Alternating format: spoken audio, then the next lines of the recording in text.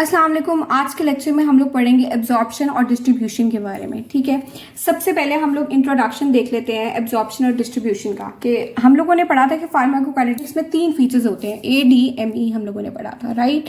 इसमें से हम लोग आज एब्जॉर्प्शन और डिस्ट्रीब्यूशन पढ़ेंगे। ठीक है, अब एब्जॉर्प्शन होता क्या है? एब्जॉर्प्शन में the process involves the movement of drug from its site of administration such as GIT into the bloodstream।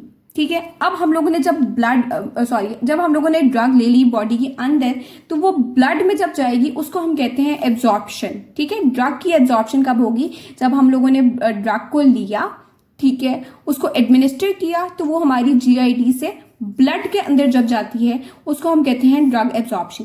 ये क्रिटिकल स्टेप है that determine how much of administered drug reaches the systemic circulation यानी कि blood.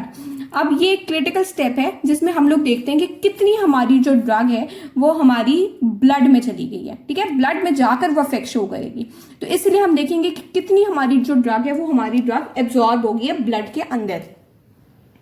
दूसरा हम लोग पढ़ते हैं drug distribution. ठीक है, पहले डेफिनेशन।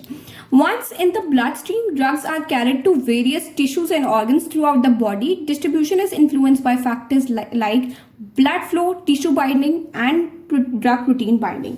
अब इसमें ड्रग डिस्ट्रीब्यूशन में क्या आता है? जब हम लोगों ने ड्रग ले ली बॉडी में, ठीक है, वो ब्लड में चली गई, जो कि एब्जॉर्प्शन में हमने पढ़ा। अब ड्रग डिस्ट्रीब्यूशन में हम लोग क्या पढ़ रहे हैं कि जब ब्लड स्ट्रीम से हमारी जो ड्रग है वो किस तरह जो है टिश्यूज या ऑर्गन्स में जाती है। आपको वर्ड से ही समझ लग रही होगी कि डिस्ट्रीब्यूशन का क्या मतलब होता है कि ड्रग को हमने आगे डिस्ट्रीब्यूट करना है।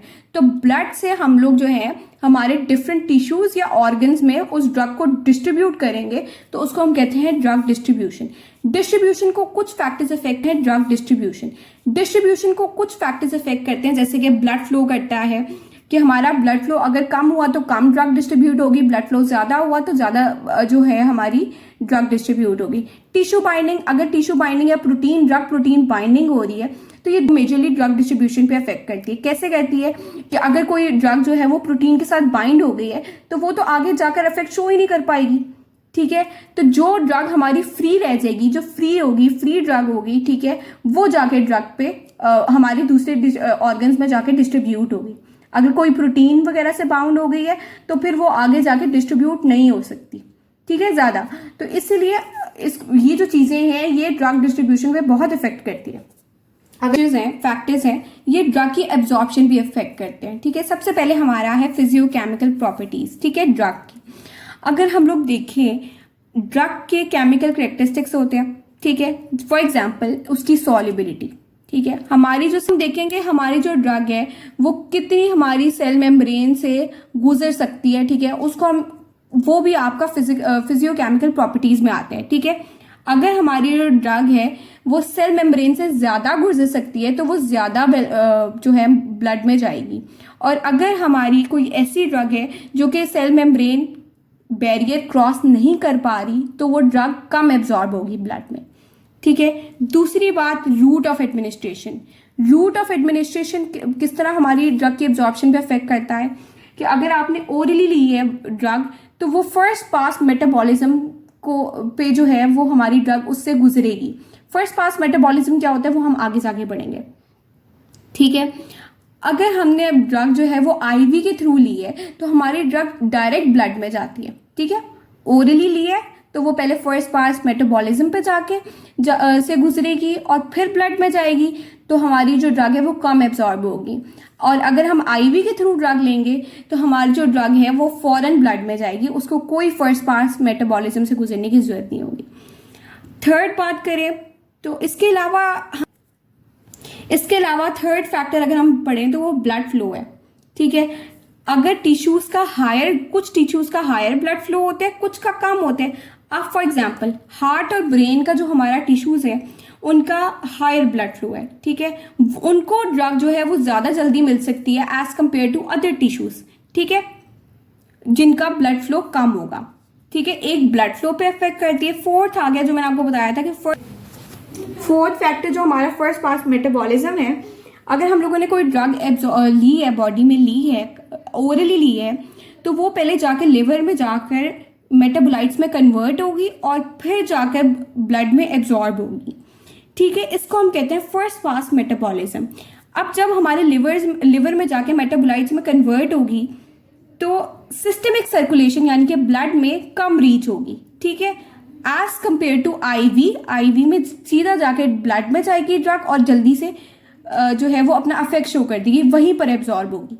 लेकिन यहाँ पर हमारी ओरली लेने से क्या होता है, एक हमारे डिसएडवांटेज कि पहले वो जाके लिवर में मेटाबोलाइट्स में कन्वर्ट होगी, ठीक है, और फिर जाकर जिसकी वजह से उसकी बायो अवेलेबिलिटी कम हो जाएगी हमारे ब्लड में।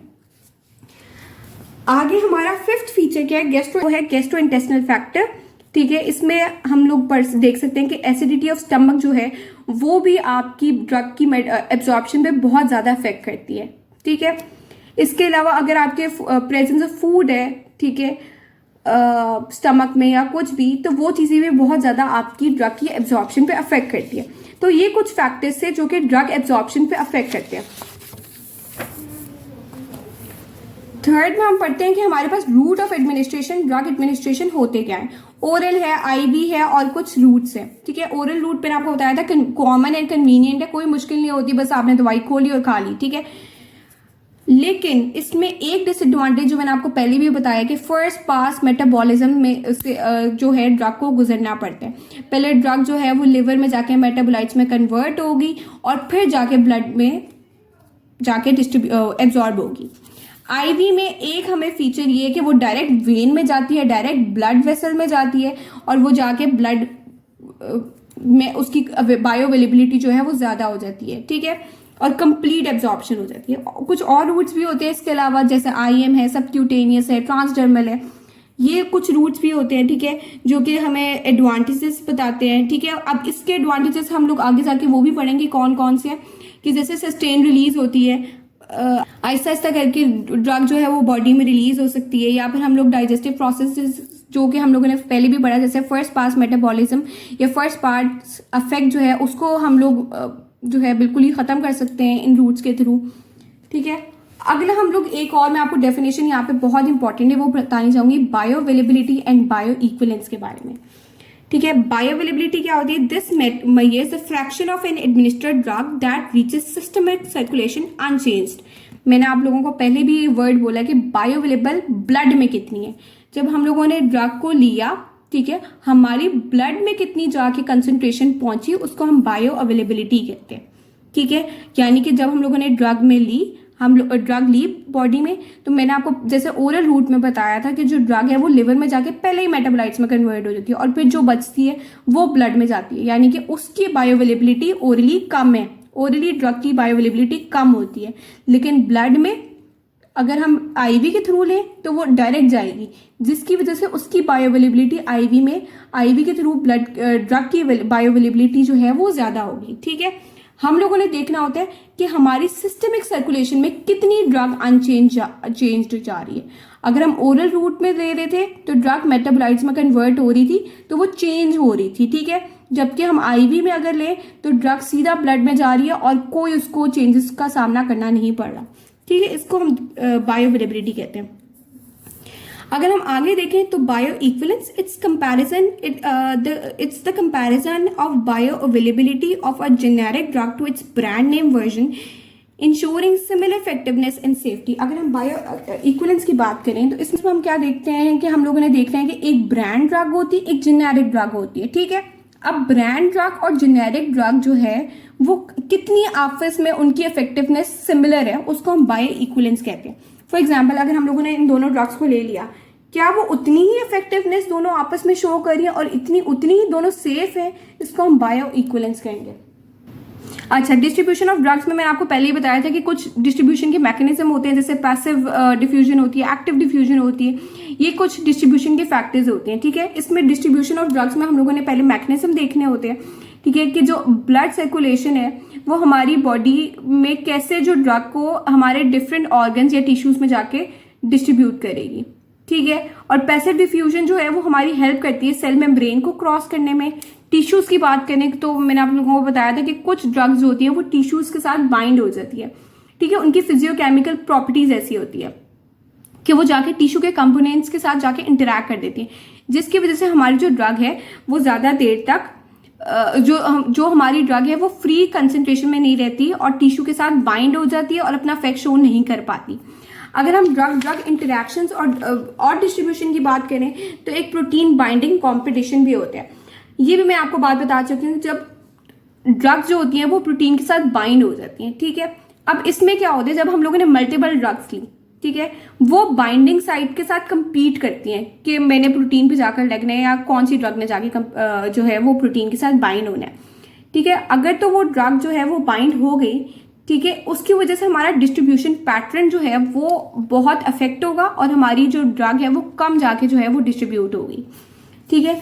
डिस्प्लेसमेंट क्या होती है, अगर तो हम लोगों ने मल्टीपल ड्रग्स ली, ठीक है, अब दूसरी ड्रग को जो है वो प्रोटीन बाइंडिंग साइट से हटा दिया और उसकी जाके जगह पर लग गई, ठीक है, तो वो क्या करेगी, हमारी ब्लड स्ट्रीम में जो है उस ड्रग की कंसंट्रेशन को इंक्रीज कर देगी।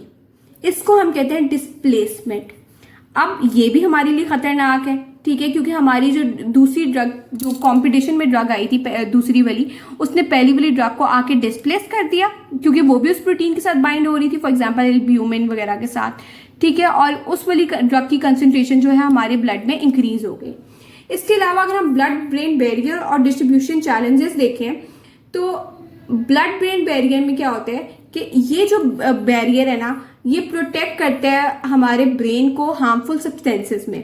लेकिन इसका एक नुकसान ये होता है कि जब हमारी ड्रग होती है तो वो उसको भी एक हार्मफुल सब्सटेंस के तौर पे कंसिडर करता है और वो हमारी जो ड्रग है वो ब्लड के अंदर घुस नहीं सकती, ठीक है, ब्लड ब्रेन बैरियर के अंदर क्रॉस नहीं कर सकती, ठीक है। और डिस्ट्रीब्यूशन चैलेंजेस जो हम लोग फेस करते हैं कि जो ड्रग हमारे सेंट्रल नर्वस सिस्टम पे इफेक्ट हम लोग टारगेट करना चाह रहे हैं, ठीक है, वो हम लोगों का ब्लड ब्रेन बैरियर को जरूर कर सके। हम लोगों ने ऐसी ड्रग देनी है ताकि वो ब्लड ब्रेन बैरियर को क्रॉस करके और अपना इफेक्ट शो कर सके। तो यहीं पे करते हैं हम अपना दूसरा लेक्चर भी खत्म। आई होप आपको इन थोड़े बहुत कॉन्सेप्ट्स की समझ लगी होगी। मैंने नोट्स खुद बनाया है, आई होप आपको ये नोट्स भी पसंद आए होंगे। एब्जॉर्प्शन एंड डिस्ट्रीब्यूशन की जो है, अगर आपको कोई और कंफ्यूजन है तो आप मुझे कमेंट सेक्शन में बता सकते हैं। आई होप मैं उसको भी क्लियर कर सकूंगी। और अगर आप लोगों को कोई और टॉपिक समझना है, पहले मल्टी आ रही है और आप चाह रहे हैं कि पहले मैं वो पढ़ा दूँ, तो आप मुझे कमेंट सेक्शन में ज़रूर बता सकते हैं। मिलती हूँ आपसे नेक्स्ट वीडियो में। अल्लाह हाफिज़।